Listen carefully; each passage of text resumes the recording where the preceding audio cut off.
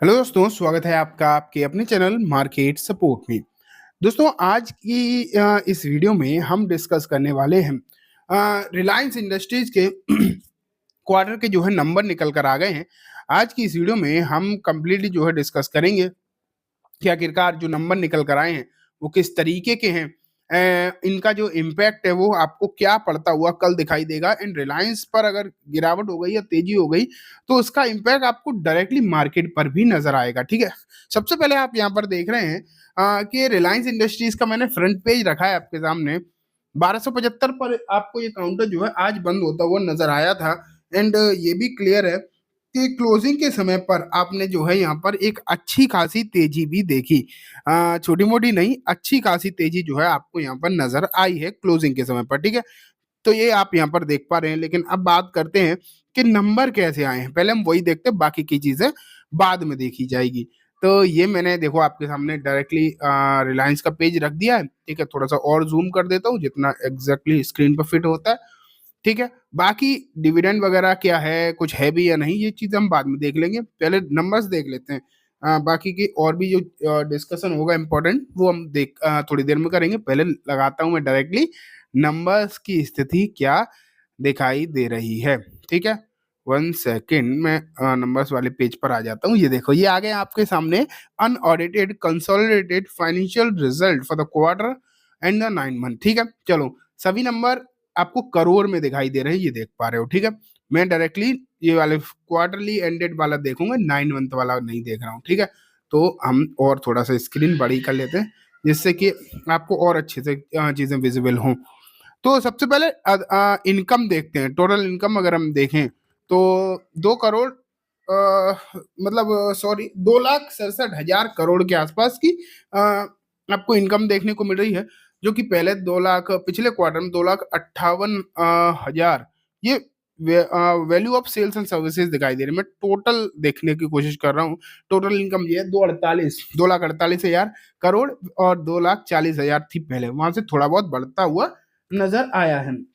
हालांकि रेवेन्यू में जो जंप है वो कोई बहुत ज्यादा नहीं है। ये आप यहाँ पर जरूर देख रहे हैं कि जो जंप है रेवेन्यू में ना वो नॉर्मल ही है। बहुत तगड़ा जंप आपको दिखाई नहीं दे रहा है। ठीक है, अब हम आगे बढ़ते हैं एंड देखते हैं कि बाकी के चीजें क्या दिखाई दे रही हैं।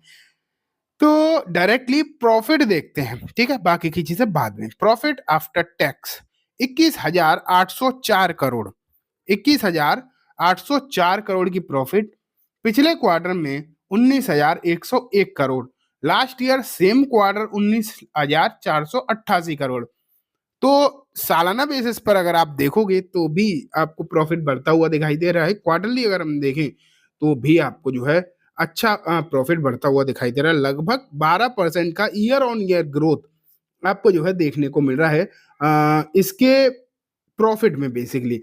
तो अगर देखा जाए प्रॉफिट जो है काफी अच्छा देखने को मिला। अगर इसके एसोसिएट को ज्वाइंट करके देखें तो 21,930 करोड़ का प्रॉफिट आया है, जो कि डेफिनेटली 12-13% की जंप आपको दिखा रहा है।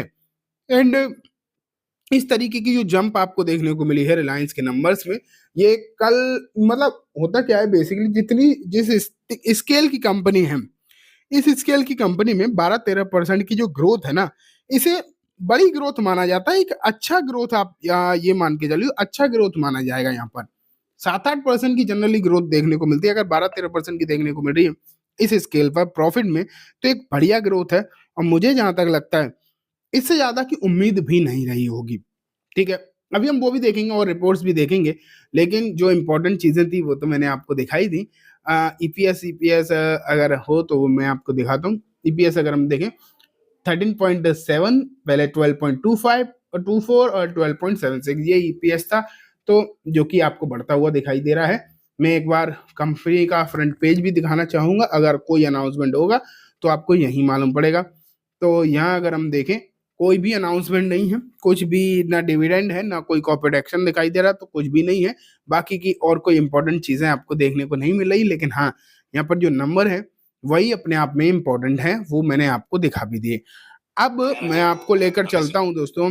1 सेकेंड, ये मनी कंट्रोल की वेबसाइट का यही हालचाल रहते हैं। हाँ, मैं आपको रिजल्ट पर दिखाने की मतलब दिखाने की कोशिश कर रहा हूँ न्यूज़ पर कि क्या इसके लिए चीज़ें निकल कर आ रही हैं। रिजल्ट तो हमने देख ही लिए, लेकिन और फिलहाल कोई स्थिति न्यूज़ बेसिस पर तो है नहीं। छोड़ो, मैं आपको डायरेक्टली चार्ट पर लेकर चलता हूँ। रिलायंस के चार्ट की स्थिति जो है क्या बनी हुई है।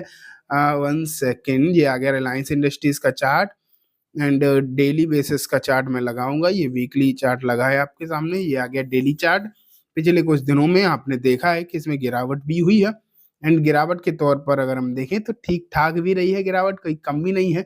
ऊपरी स्तर से शेयर लगभग 21% नीचे है एंड 21% की गिरावट जो है वो ऑलरेडी हम अच्छी गिरावट मानकर चल सकते हैं। एक भारी भरकम गिरावट है यहाँ पर।